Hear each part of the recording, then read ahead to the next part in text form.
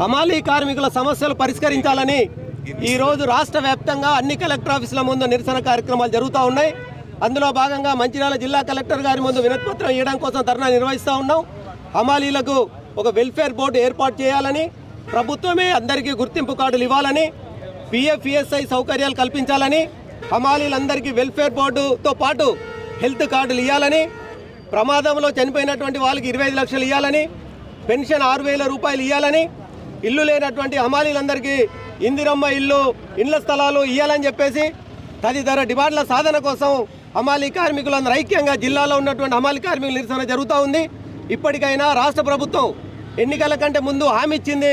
అధికారంలోకి వచ్చిన వెంటనే హమాలీలందరికీ వెల్ఫేర్ బోర్డు ఏర్పాటు చేస్తానని హామీ ఇచ్చింది. ఆ హామీని వెంటనే అమలు చేయాలని చెప్పేసి సిఐటియుగా ఈ ప్రభుత్వాన్ని డిమాండ్ చేస్తూ ఉన్నాం.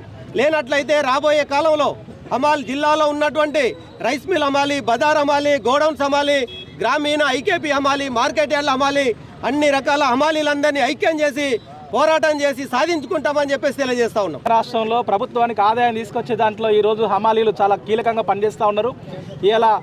ఇలా మార్కెట్ హమాలీ కానీ, రైస్ మిల్ హమాలీ కానీ, గ్రామీణ హమాలీ కానీ వీళ్ళందరూ పనిచేస్తేనే ప్రభుత్వానికి కొన్ని లక్షల కోట్ల రూపాయల ఆదాయం వస్తూ ఉంది.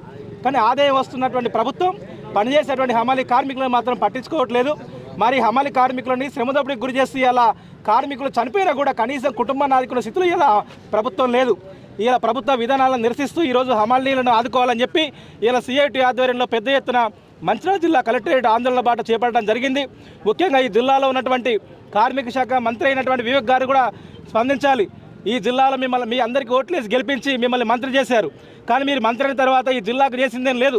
ఇలా జిల్లాలో ఉన్నటువంటి కార్మికుల గురించి కూడా పట్టించుకునే పరిస్థితి లేదు. కాబట్టి జిల్లాలో ఉన్నటువంటి మీరు ప్రాతినిధ్యం తీసుకొని రాష్ట్రంలో ఇప్పుడు సెప్టెంబర్లో జరిగేటువంటి అసెంబ్లీ సమావేశాల్లో హమాలీ కార్మికుల వెల్ఫేర్ బోర్డు ఏర్పాటు చేసే విధంగా మీరు చర్యలు తీసుకోవాలని సిఐటిగా ఈ రాష్ట్ర ప్రభుత్వాన్ని డిమాండ్ చేస్తూ ఉన్నాం.